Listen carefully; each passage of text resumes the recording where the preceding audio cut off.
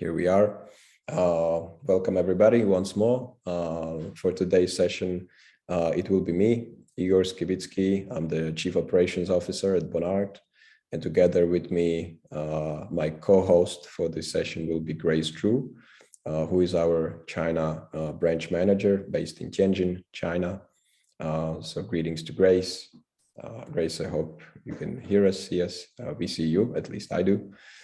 And over the next couple of slides, we will give you our latest intel and data on the China education market. This, in fact, is already our 4th annual update. So a little proud moment for us because we were able to successfully run it already for 4 years. We started in 2019. So pre-COVID, we covered 2 pandemic years, and now we are going into post-COVID market development. So that's for the broader perspective. Okay, next page.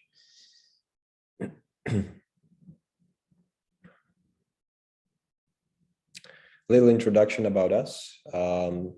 Some of you may know us as a market intelligence firm and strategic development firm in international education. So through our data, intelligence, connections, and reach in the sector, we help various stakeholders achieve better student recruitment results, optimize their recruitment strategies, help further their reach in certain markets, and just to better perform as organizations in the international education. You can see the list of our clients on the right. This is not exclusive list, but rather a sample who we work with. So it's really from destinations through associations, government related agencies, study consortia, all the way to individual providers, pathway operators, universities, colleges, K-12 school district boards. We try to have a recipe for everybody who's interested in our assistance. We have 4 offices, a team of 50 specialists, and have covered quite many projects to date. We have a dedicated branch office in China that has been around since 2014 institutionally. I have spent a great number of years in China, and now Grace is carrying our legacy there. Moving on. So to sort of familiarize you with this kind of research concept that we are going to share, on the right, you can see a little time frame, how this research has been implemented over the years. So we started in 2019. This was our first release when we mapped the entire Asian market and sort of share the data with the industry in terms of how many agents there were in China and where.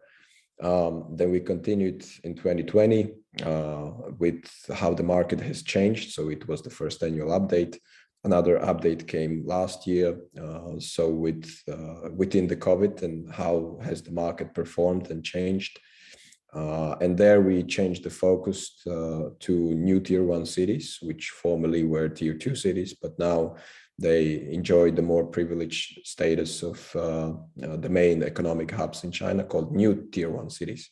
So we focused on that. And then in between, we started releasing city reports, which probably you have received or maybe you requested from us. And those city reports have been sort of an in-depth coverage of these new tier 1 cities that we have been releasing up until now. And I think we're still releasing them. So they provide an additional level of data. And it culminates with today's session of our 4th annual update, where we again want to sort of take a step back, take a look at the entire Asian market and how it has evolved over these last 4 years with pandemic, with all the regulations and developments that have been happening in China, and to try to answer some of the questions where the market is headed, how relevant is the role of agents, what can educators do to sort of better approach the market, because many educators have felt declines in number of Chinese students. So all these are relevant questions to discuss today and to look at. In terms of methodology, just very quickly, this research lasted from September last year until May 2022. We traditionally screen government, non-governmental resources. We screen social media, search engines, company registers.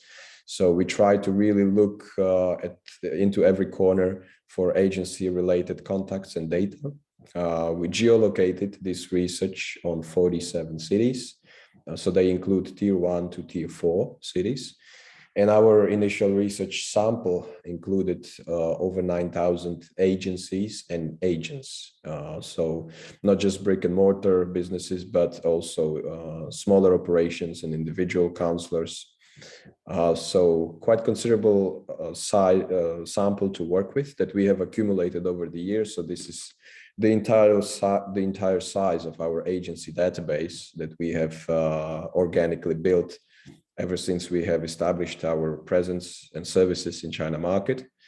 And the research has yielded an active sample of 1,672 agencies that we have verified and updated through this process since September last year. And these are currently considered as active institutionalized agencies, so businesses, you know, with office, with staff, with website, with social media, who are operating, who survived COVID, who adapted, and who are looking to continue to do student recruitment and likely to partner with overseas institutions. You can see that we made quite a lot of effort in reaching them, over 40,000 phone calls. And in addition, we have enhanced this research with more in-depth market sentiment. So we have done in-depth interviews with over a dozen of agencies, so over an hour-long sessions where we try to really deep dive on their market understanding and experience and what's happening in the market. And we also did something additional this year. We created a quantitative survey of students that we have deployed digitally in order to get their sense of sentiment about study abroad to complement the picture, so to say. Okay, we can probably move on.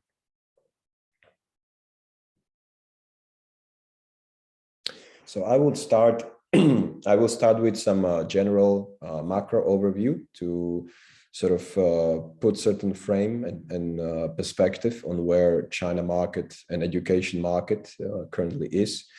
And then Grace will do a deep dive on the agent research that we have done, and we'll share the results and the findings that we managed to acquire. And then I will take it back to provide some conclusive statements and recommendations, sort of how to what to take away from this session, so to say, in a distilled format, and inform you of our upcoming initiatives. So starting with the macro overview, let's start with economics and GDP. China has been recovering over the last 2 years since the pandemic happened.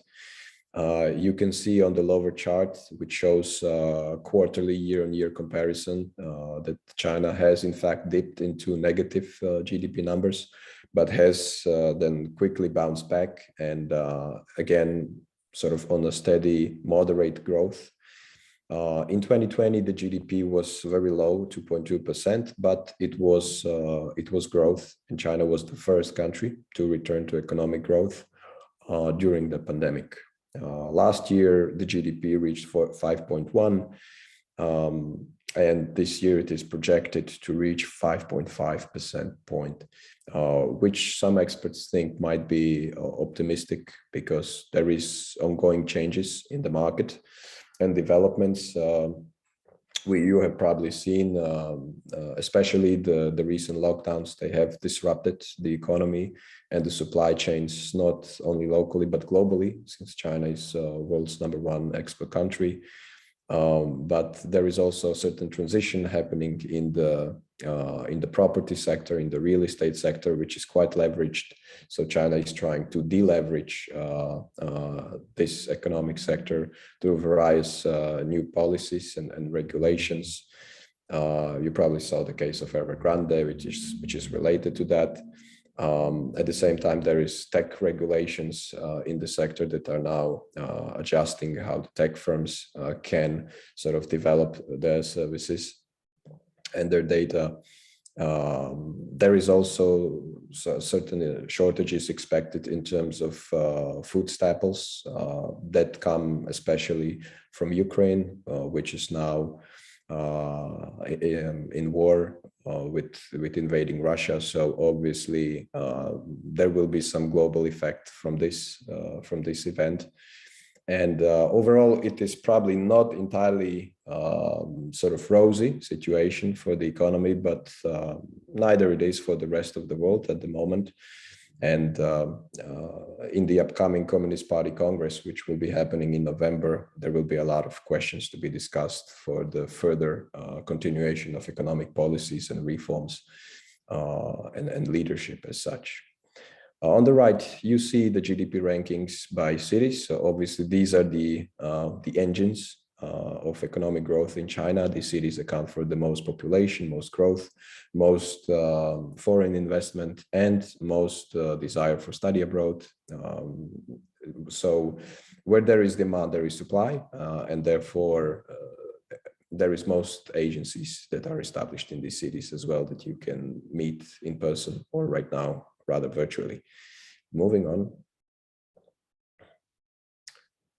Over here, you can see the average salary performance by top 15 cities in China. So over the year, the salary in China has grown 10.5% to roughly $1,500 per month. The curious figure that we have found was the expenditure on education, which is roughly between 1,800 to 5,400 US dollars per annum. So it depends on the income level. Of course, the more a family earns, the more they spend on their students' education. But it is number one expense for Chinese families and household when it comes to investing into their children education. So preparatory education, after school education, and then study abroad once they reach sufficient age. When it comes to education level on the right, you can see the distribution of sort of completed education or population in certain completed education brackets. That's for the entire population. Currently, there is 291 million students enrolled in schools of various age. The average education is attained years of education is almost 11 years. And what we are seeing recently is we are witnessing a certain trend in demographic decline because there is less enrollments in elementary and secondary schools. On the other hand, the higher education sector is yielding more graduates, so higher education is still very attractive domestically, but also overseas. Moving on. COVID update and sort of travel situation in China. As you know, there have been recent COVID outbreaks in China that started in Jilin province, then in Shanghai, which faced quite severe lockdown, and it has reached attention of international media, and some of it then carried over into Beijing, but relatively sort of contained. Travel policy right now is that at the present there is still a minimum 14-day isolation period when it comes to international inbound travel, unless you have some kind of exemption, and therefore this makes business travel but also study travel into China very difficult at the moment. We know that there is thousands of international students that are stranded overseas, currently unable to return to China and complete their practical components of their studies as they are studying online. So that poses a certain challenge for the international education community, as well as domestically. Whenever there is a spike in cases, our colleagues have experienced that the travel becomes suddenly more challenging. There is random checks introduced at various checkpoints throughout the city, throughout the neighborhoods where they live. So it somewhat complicates things, but we were able to travel within China for most of the year without any restrictions, except for the recent developments in Shanghai and the area where we couldn't go. When you look at the chart, you can see the difference between the initial COVID outbreak and the number of cases then and the number of cases now. So that it looks quite staggering in terms of how many more cases there have been now. On the other hand, it has been much milder COVID, and the death rate was very low. It was very quickly contained, but some sort of observation reported that they were harshly contained. So again, with certain effect on economic development, on people well-being, and also on study abroad sentiment, because we saw that as these lockdowns happened around Shanghai and the other surrounding provinces, suddenly there was a spike in number of searches, in keyword searches for study abroad or for immigration opportunities. So we now know that lockdown does play an important role in affecting the moods and sort of decision making of Chinese students, maybe Chinese parents as well, to a certain degree when it comes to study abroad. And it's a factor to consider going forward, also in terms of student recruitment as such. Okay, moving on.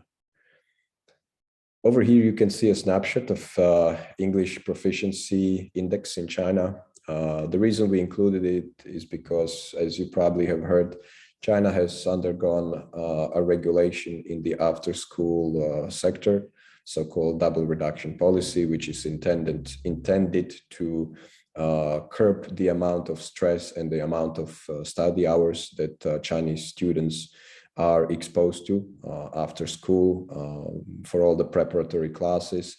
It is also designed to sort of rein in the private sector, which was not very regulated over the recent years and has really boomed in terms of how many various preparatory schools and testing centers were established, but also various hiring criteria of different level and standard in terms of foreign teachers and their qualifications and so on. So the government decided to make order in these things, and it started to regulate. Of course, any agencies, big agencies who were running their own testing and preparatory centers were significantly impacted. They were suddenly outside of law, so to say, and they had to adopt. So we saw how the shares of New Oriental and Tal Group plummeted on the stock market and are yet to recover. So there is some lasting damage. There is some temporary damage for schools that were able to pivot and explore loopholes and sort of gray areas within the regulations, because they are not yet consistent. And it has been more of a testing phase in terms of trying and seeing what will work and what would be the most balanced approach to regulate the market, but not to discourage the market at the same time, as many parents are very much interested to continue investing into their child's after school education to give them a little bit more competitive edge to secure better university placement, whether in China or overseas. That trend is going to stay, no matter how much regulation goes into the sector at the moment. However, we can see on the chart that the English proficiency has not increased over the recent years. The only difference is that more countries were included into the comparison index, which is found by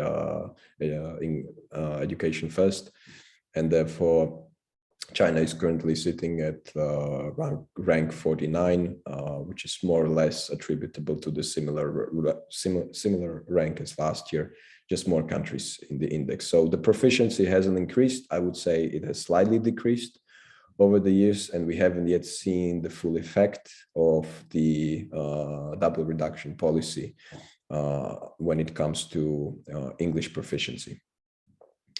On the other hand, online learning has really proliferated.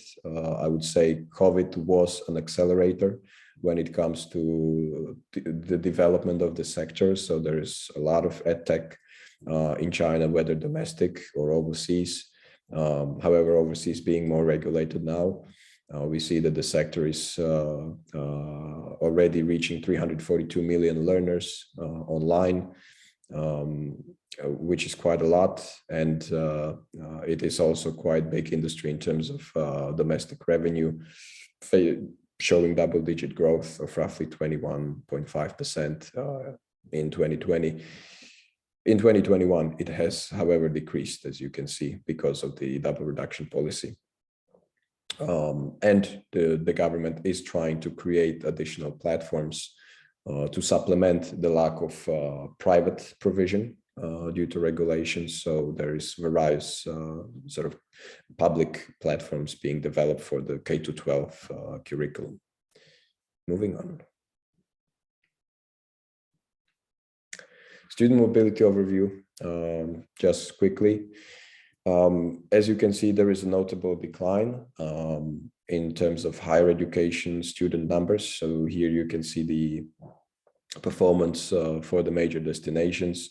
On average, number of higher education students in Chinese students in US declined by some 15%. In UK, it was roughly 5%. In Canada, minus 10%.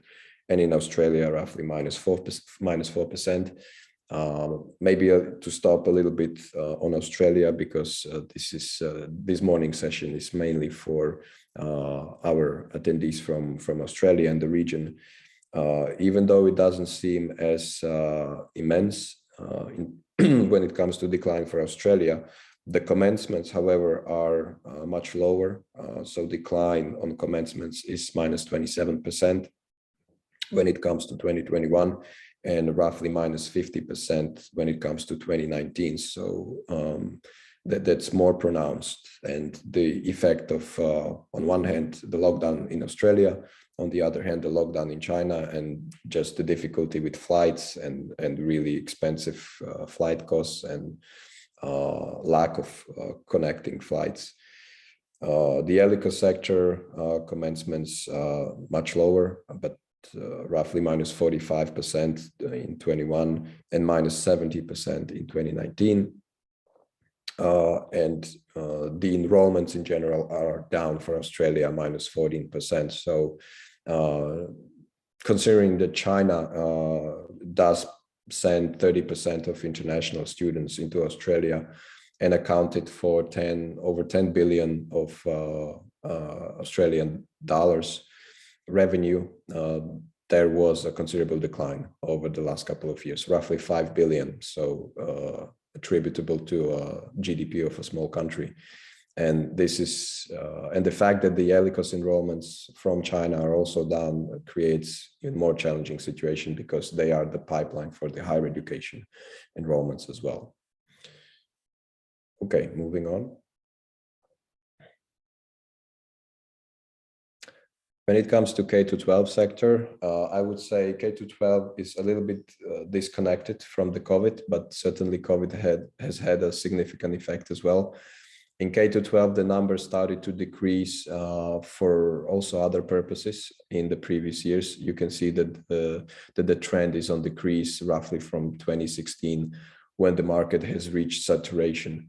For K-12, the main reason of decline is the provision in China. As we know, over the last 10 years, the number of private international schools in China has doubled in its number, roughly up to 800 plus that are now active in China and provide international curriculum, A-levels, advanced placement tests, international baccalaureate diplomas. So at an affordable rate of roughly $16,000 annually. So for parents, this is oftentimes a primary choice, and that's one of the reasons that numbers have been going down. Of course, COVID has accelerated the decline, because parents are very cautious to send juniors overseas, especially during a raging pandemic and all the regulations that are putting a lot of stress on the students. Probably the only country that has performed reasonably well is UK, as UK boarding schools have been quite attractive, in China in terms of their curriculum. And over here, I would just stop and show our first poll question that we have prepared for you. We have 3 of them, so we would like to ask your opinion on some of the developments in China. So if my colleagues could show the first poll question. So due to COVID, the number of Chinese students dropped in 2020 to 21. Have you experienced any bounce back in 21-22? And you have various choices. We would like to see how it correlates with the student mobility data that we are showing for the higher education and K-12, where we see a decline in terms of student numbers. Okay, moving forward to ELT. In ELT, the decline is again much more significant than in higher education because it's more of a short-term preparatory programs, oftentimes not so possible to replace with online provision, or not as attractive for online study as higher education, because for ELT it's Chinese students prefer immersion and they want sort of to be in the destination. And that even though there is quite a considerable supply domestically in terms of opportunities to learn English, whether at the training school for adults, because the sector was regulated for the juniors, but not for adults. So for adults, they can still go to a local training center or language school or have a private teacher. But it's mainly the fact of not being overseas that is preventing Chinese students to apply, and they are discouraged with the online learning format. So the ELT sector, again, it will only contribute to the decline in higher education because of the pipeline that it creates for the higher education. We know that most of Chinese ELT students, they don't go overseas purely for language study, but for them, it's a catalyst into a pathway or a foundation program. So to increase their English proficiency and to enroll into university of their choice. And therefore, ELT sector needs to recover together with higher education, as they are very interconnected in China. Moving on. And probably let's see the result of our poll question. If we have sufficient answers, I will leave it to our colleagues to pop up the results. So here we are. Well, the biggest number of votes is in terms of slight bounce back. So that is good that numbers have increased. We can attribute it to the recovery of the decline that was forced by lockdown and by inability of travel. But we also see that certain number of votes are attributed to either no change, slight decrease, or obvious decrease. So it almost seems 50-50 that even though some institutions have recovering numbers, a lot of institutions are actually facing decrease or no change. And the distribution is uneven, which is one of the factors and trends that we are seeing, that some schools are reporting that they are actually getting Chinese students in reasonable number. Some are even full on capacity or nationality mix, but a lot of others are struggling and unable to meet their previous quotas. And the agents are not yielding as many students as they used to, or there are other channels that educators have used. Over here, I just wanted to say that despite the obvious decline in student numbers from China, we can still see that China is still the #1 source market for international students internationally for all the major destinations. So we can see how big is the gap between China and India. And we know that India started growing double-digit this year, especially thanks to the reforms in the sort of post-study work opportunities. So it's a short-term stimulus of growth, but China is retaining the volume of students. And we see that the fundamentals in China are actually positive and feasible to promote long-term study abroad. So this should be, in a way, an encouraging perspective to sort of continue developing China market. It is still the #1 source market for international students, and most likely it will remain so for the foreseeable future, even though there are new challenges to be factored in. Moving on. And over here, I would like to just quickly dip my toes into the Asian landscape, but this will be the opportunity to hand over to Grace so she can walk you through the findings from the research we have done. But what you are looking at is the cumulative sample of those 1,672 active agencies that we have updated and verified in our agency database for China. This is their distribution, so where they are in terms of their headquarters. We are only showing headquarters, so with branches and sub-agents, there is obviously many more. But for us, it's the seed of business that is important, where decisions are done, where partnerships are signed, so to say. So you can see that Beijing, Shanghai, Guangzhou, and Shenzhen are the top performers. But we can also see that the new Tier 1 cities have grown considerably when it comes to the number of agencies there. Cities like Zhengzhou, Nanjing, Hangzhou, Chengdu, Chongqing, they have several dozens of agents that are now active and developing sort of the local markets, so the city and the surrounding cities and the respective province.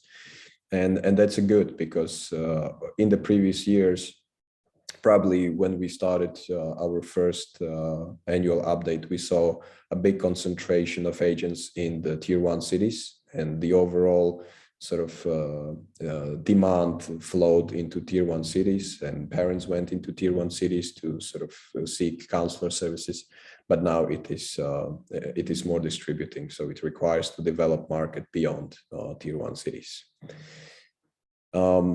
Before I hand over to Grace, let us post the second poll question, which is sort of related to the agency landscape. So over to my colleagues to bring it up. Where are you currently lacking partnerships? You may select more than one answer, and we would like to know which cities you are currently well covered in terms of agent partners. And on the other hand, where do you feel you should sort of continue developing? And Grace, would you like to take over and walk us through the rest of the slides? Yes, of course. Thank you, Igor, for the market overview. As we just mentioned, we have been conducting this annual update research for Tier 1 to Tier 4 cities. So now I will be give the introduction of the detailed data and findings of the cities at different tiers. And we will start with the Tier 1 cities. For those who might not that familiar with the Chinese cities tiers, there are 4 Tier 1 cities: Beijing, Shanghai, Shenzhen, and Guangzhou. During the research, we find over 5,000 companies have the business license with study abroad as one of their business scopes. Among which we tried to contact over 2,600 entities to check if they're still active and ask for their portfolio. As expected, Beijing and Shanghai have higher proportion with active agencies, as we reached roughly 150 in each city. As for Guangzhou and Shenzhen, although the overall active agencies number is less in Shenzhen, but they both have similar proportion of the total agencies numbers. What worth to mention here that due to the recent 2 menses outbreak in Shanghai, as many of you know, nearly half of the agencies in Shanghai couldn't be reached or contacted as they mainly work remotely. Overall, in Tier 1 cities, there's still nearly 20% are operating as usual. As for the program type and preferred destinations, we find that on average, 97% of the agencies are still promoting higher education programs, as many still consider it as a rigid demand despite the pandemic. Like, for example, in Shanghai, all the active agencies we have reached are currently promoting higher education. As for K-12 and short-term programs, due to the safety concern and also with multiple external reasons, there are less agencies are promoting them compared to higher education. However, when we comparing this result with the one that we found in new tier 1 cities and tier 2 to 4 cities, which will be shown later on, the percentage is still relatively high. On the right hand, we can also see this comparison of the preferred destinations. Of course, traditional English-speaking destinations are still dominating the market. Ever since 2020, we have already noticed that increasing demand of UK. It is also reflects over here in tier 1 cities. As you can see, in 3 out of 4 tier 1 cities, except Shanghai, there are more agencies that are currently promoting UK programs compared to US. Well, in Shanghai, the demand of each destination is actually relatively average. We also ask for their years of experience in the industry. Most of the agencies were still active, relatively young in the market. Majority established between 2016 to 2019. Among them, agencies in Beijing have longest experience in the business on average. There are more established before 2000 compared to the other 3. As you know, quite many large agencies have their headquarters located in Beijing. Earlier, we also mentioned that there are less active agencies in Shenzhen compared to the others. Here, we can also notice that they are relatively young.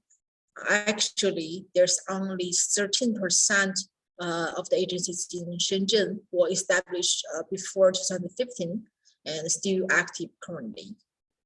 The reason why we bring up and research on the years of experience is that we believe institutions could reach out the super partners according to their advantages. For instance, agencies which stayed in the business longer, of course, have much experience and more mature when it comes to cooperation mode. On the other side, younger ones, they could be more flexible and have dynamic when choosing the partners, schools, and programs. Before we move on to the new tier 1 cities findings, maybe we can bring out the result of the second question. If my colleagues can help here. As we can see where you currently lacking partnerships, I think majority choose the tier 2 and tier 3 cities. I believe for most of the institutions who already have experience in China, already worked with quite many big agencies either in Beijing or Shanghai, in those tier 1 cities. I think this is also in line with what's with our findings. Probably institutions need to deep dive more into new tier 1 all the way to tier 3 cities. And moving on, as previously mentioned, we have been conducting this and also updating the new tier 1 cities agent market ever since Q2 2021. Some of you might also received our regular releases of new tier 1 cities city report before. Currently, we have researched 9 cities and contacted around 400 to 600 of each city. As you could notice here, among all the 9 new tier 1 cities we have researched, Nanjing and Xi'an have most active agencies now, followed by Wuhan and also Zhengzhou, and there are less in Shenyang and Qingdao. We have noticed that the agencies' numbers and their activities are always related to the economic and political factors in each city. Meanwhile, we think it's also closely linked to the local education level and the total number of students.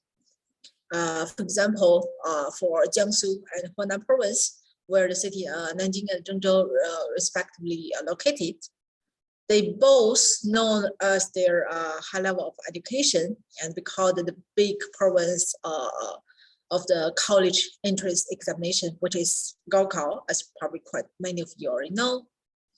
On the other hand, in cities located in north of China, like Qingdao and Shenyang, where they have less economical development, although the agencies over there are quite active and enthusiastic for all kinds of cooperation or industry events, they are also quite sensitive about the program price. Of course, here there are still several new Tier 1 cities we haven't fully covered previously. Later on, we will continue with the research and release the findings on a regular basis. Or here, we can also take a look on active agencies percentage in each cities. On average, there are still 50% operating as Euro, which is quite similar to the level in Tier 1 cities. As for the rest, half of them are no longer in the business, and over half of them are out of reach. We would like to also add here, for those who are currently out of reach or couldn't be contacted, they might be back to the business and become reachable or active again once the market gets better. When it comes to program type, similar to Tier 1 cities, agencies here are also actively promoting higher education programs. In Qingdao and Zhengzhou, there are actually higher percentage of short-term programs as well, which are 58% and 68%. So agencies over there are more flexible when choosing the programs. On average, there are less than 1/3 are currently promoting K-12, which you could notice the number is significantly less than the one that we found in Tier 1 cities. The main reason behind of it is the safety concern of the parents and also the economic level, where K-12 programs normally require parents have a longer, the planning for a longer period and to better preparation. Regarding the destination countries breakdown, there are still higher percentage for US than UK in most of the cities. On the right hand, we can also notice that, for example, in Chengdu, agencies are promoting a wider selection of destinations. And in Zhengzhou, the proportion is quite scattered. In terms of the years of experience, the trend is basically consistent with the one in Tier 1 cities. The median year is 2017, and more than half they were established between 2016 to 2019. Among all the cities, Chengdu agencies are relatively more experienced, with 9 of them have more than 20 years experience. The agencies in Qingdao and Xi'an are younger compared to others, which also relates to the local economic development and the level of their internationalization. By comparing the chart of Tier 1 and new Tier 1 cities, we can easily notice that a large number of fresh blood has been injected to the market around 2016, when the regulation on study of rural service permission were loosened back then. During 2019 to 2020, we also conducted a research on over 30 Tier 2 to Tier 4 cities located in 11 provinces. And we contacted over 3,000 agencies. Earlier this year, we also did a qualitative research and researched a certain number of those who were active back then and try to track their status currently. Due to the time limitation today, we couldn't deep dive into all the details. However, later on, we could also share this complete version upon request after the webinar. So just please feel free to let us know and contact us afterwards. Our team based in China are actively working with research on daily basis, should it be agencies, aggregators, or even individual counselors. So we have the in-field knowledge, not only through research, but also with the day-to-day experience. To provide a better picture and hear the voice of the industry, we would also we'll also run an in-depth interview with agencies across different tiers. We took into consideration of geographical distribution, preferred destination, and also program types. Before we share the results of these interviews, maybe we can bring up the third poll question. If my colleagues could help up here, we would like to check your opinions on the best recruitment channels. Which channels for Chinese students has worked the best for you over the past 12 months? Should it be agents or aggregators or direct recruitment, or probably even the institutional partnerships? Moving on, for most agents, we think they are remain optimistic, and more than half still consider slightly or moderately influenced by the impact of pandemic. Of course, agencies we interviewed are still active in this industry, so they have certain recruitment channel and market presence. So that's why they are giving us this positive feedback right now. And there are several key takeaways when we talk with the agencies. Some, they remain confident about the market, either in terms of the destinations or program types they want to develop. And some, they find these local reps of the institutions are quite helpful, especially in the current circumstances, where the agencies need more instant response, probably from WeChat and easier communication. When the agencies talk with the students and parents, they also find the demand can be highly related to the local policies or public opinion, or even the local pandemic situation as well. For example, when the outbreak happened in Hong Kong earlier this year, the inquiries in UK and Australia actually increased. And when the situation improved in Hong Kong and the border opened earlier this month, they already see the inquiries immediately picked up. And similar with Shanghai, some probably noticed that the surge of immigration increased heavily, since the outbreak on March. And then, so we can tell that local situation can change the mind of a certain number of parents and students easily. When it comes to the student recruitment and sending numbers, and it's actually quite different case by case. Some probably see the increased inquiries, and well, some probably their numbers have dropped. Of course, for those that we have probably have more business activities, definitely consider the market gets better this year compared to 2021. During the interview, we didn't actually notice obvious correlation of the agent's feedback with the region they located or the program they are currently promoting. Well, again, since the agencies we interviewed are still active currently, so most of them remain optimistic or neutral when we ask them to focus on 2023. We also checked their opinion about the educators, how they think the educators could maximize the cooperation.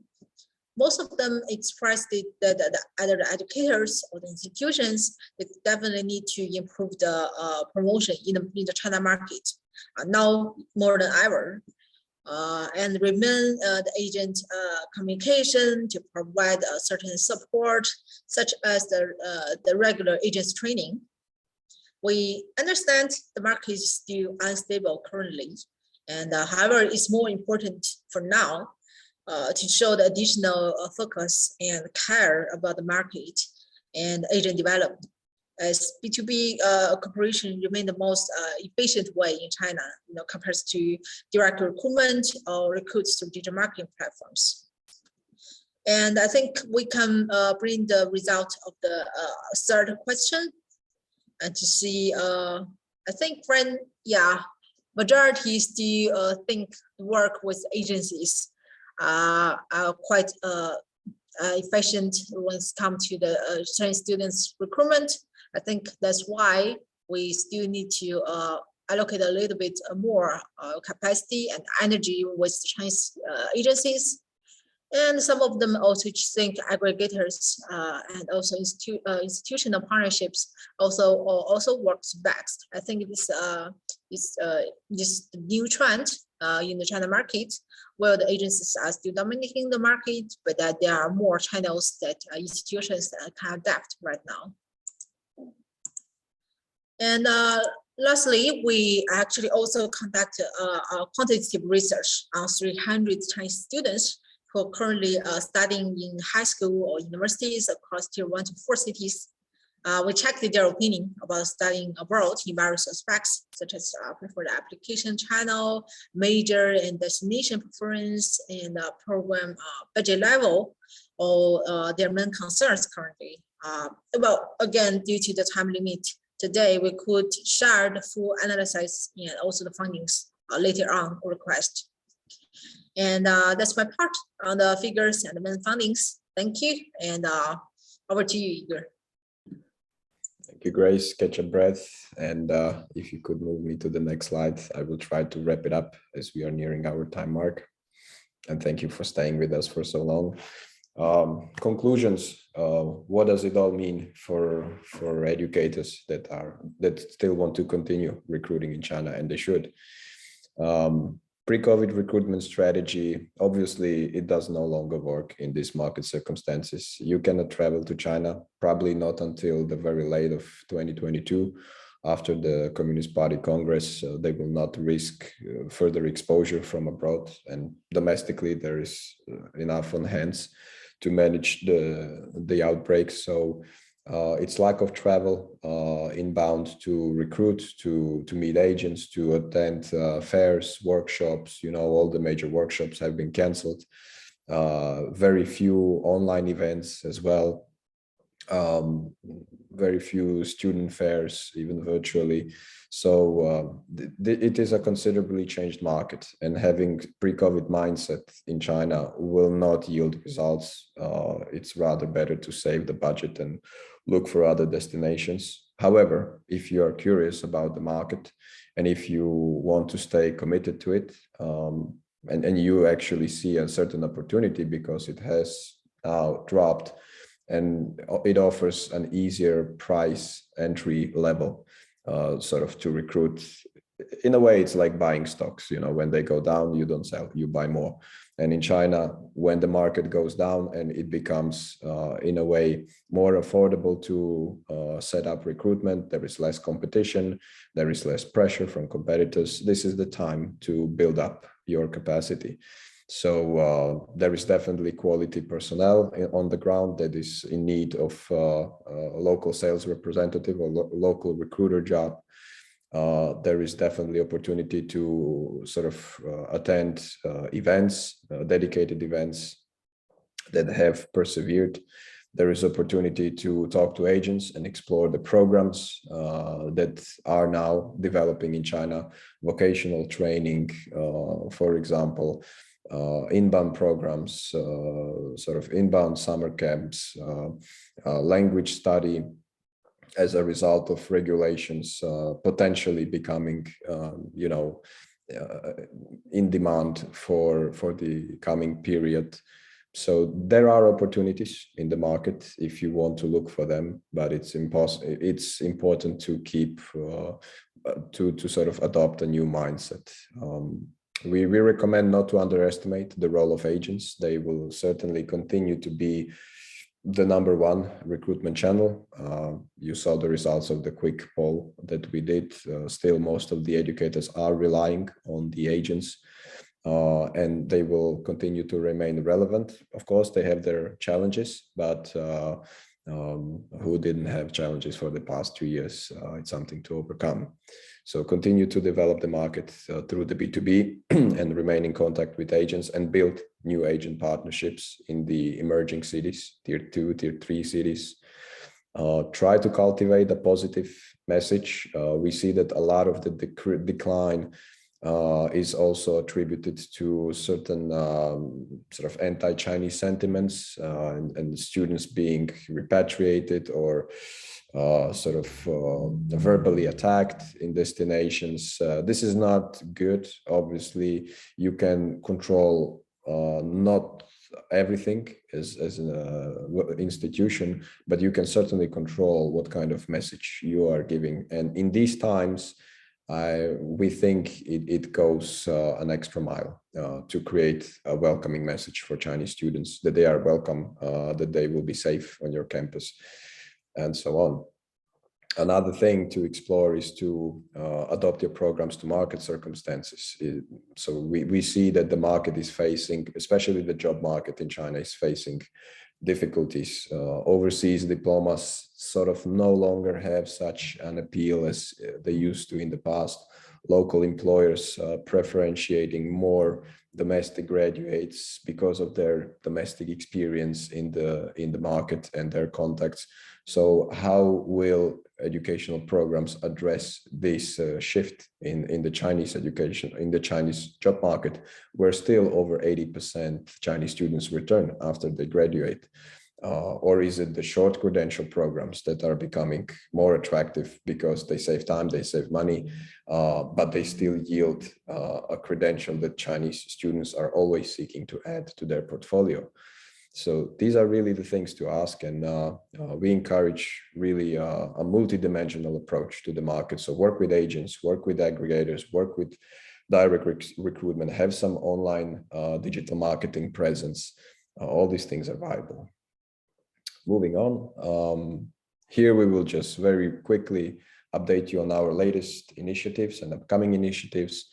We are organizing a BONARD China Trade Mission in November 2022. It will be a virtual event because borders still closed. In the future, hopefully in person. It will be higher education event only. So we will recruit most quality agencies, most quality higher education agencies from the entire China. And it will be everyone meets everyone format. So not type of a larger fair where you meet random agents, but we will actually cherry pick only quality higher education focused agents. And this should maximize the meeting time and future partnership development. So feel free to give it a look. It will be available for registration on our website following this session. And another initiative is, if you could move me forward, Grace. When we looked at how the market has changed and how it requires a more dimensional approach, we decided to offer sort of our complex advisory in China. So pre-COVID, we were more focused on sort of B2B introductions. Then we did, we started doing digital marketing because it suddenly proliferated. Now we feel that it requires it all. It requires access to agencies, which we will provide. So top 150 agencies will be available in terms of their contacts and data and profiles as part of a database that we will make available. We will arrange 10 introductory meetings to agencies of your choice that we will sort of kick you off to start working together. We will provide quarterly ad hoc consultations for your market strategy development. You can receive complimentary access to our market intelligence and reports and webinars such as this that we have published and earlier access. There will be also analysis of your product and marketing portfolio to sort of adopt it better to market circumstances, online B2B marketing through our social media channels, as well as digital marketing that we will set up for you through the major social media accounts such as WeChat and Weibo. So at an equivalent of 575 euro per month, it is probably less than you would pay a Chinese student who is managing your social media only. And that is always a little bit of risk factor, as some of you may know. So you can consider this type of assistance in China from us as well. And with that, I would probably conclude. I know we are slightly over time, but again, this was a data-packed session, as it always is with this annual update. So thank you for trying to digest it, and let's leave some space to the questions. Grace, do you see anything that you would like to take on? I was thinking maybe the first one, that is asking about the business models of agencies, if they are changing as a result of COVID. Yes, sure. Actually, yes, we actually talking with quite many agencies, especially during these 2 years. There are certain changes on their side as well. Some of them probably focus more on the other areas. They probably trying to figure out a way, how to survive during this COVID situation. So that's why they are more, I would say, business or result oriented, instead of trying to build a relationship with institutions and trying to sign the students abroad. Maybe they will even combine their business with other parts, trying to include some like service providers as well into their packages. There's certain trend of that. But we do believe majority of the agencies are stick to what they provided before, the traditional cooperation with institutions, and even trying to send students to international schools as well. And we noticed that only a small number of the business changes in the agent market. Majority, we do believe, as to focus more on the traditional ways. So if we would give the advices to institutions, maybe this is more important, to select the super ones, how to filter out for those who's not focusing on the student sendings, how to choose the right partner who have experience, who want to stay in the industry, to work with them. I think this is the most important part. Thank you. Comprehensive answer. And I'm looking at another one in terms of aggregators, if and how they are relevant currently in China, and if we had an in-depth interview. I think we did. I certainly have spoken to some, and we have experience. When it comes to aggregators, obviously they have found a market in China. We know that traditionally, especially student housing aggregators are performing very well in China, and they are one of the key sources to go after when it comes to student recruitment. When it comes to aggregators for educational programs, since this is not a type of like smaller service, simpler service when it comes to student housing, here we feel that their role will not entirely supplement agents' role, because parents and students still need to meet a trusted counselor in person. They need to voice their concerns, doubts, have recommendations, have some options, have considerations. In China, this is a very personal matter when it comes to going study abroad, and it really does require that personal touch of a counselor. And until aggregators do offer this kind of service, which probably be against the purpose, we believe that agents will remain relevant. But definitely with transformation of the sector, and as Chinese students have access to more and more information that aggregators provide, that is very attractive. So for those who understand the value of aggregators and are confident to try it, they can definitely be a relevant channel. And we saw that a number of institutions are in fact working with aggregators. There's a question regarding short-term program. What does it include? I think, Grace, short-term programs, from our research method, they include various summer camps, summer schools, micro-credential courses, short language programs for adults and juniors. So this is a whole big category of many various programs that we would not be able to fit into the research. So we group them under short-term programs for adults and juniors. But thank you, we should probably explain it better when we share this data next time. So we will take note. Do we have any other questions? Well, if not, then I believe let's wrap up here. Again, I want to thank you very much for staying with us, and feel free to give us a shout out either over the email or over the LinkedIn. You can follow our BONARD Education LinkedIn account, where we will always post interesting initiatives or market data or intelligence.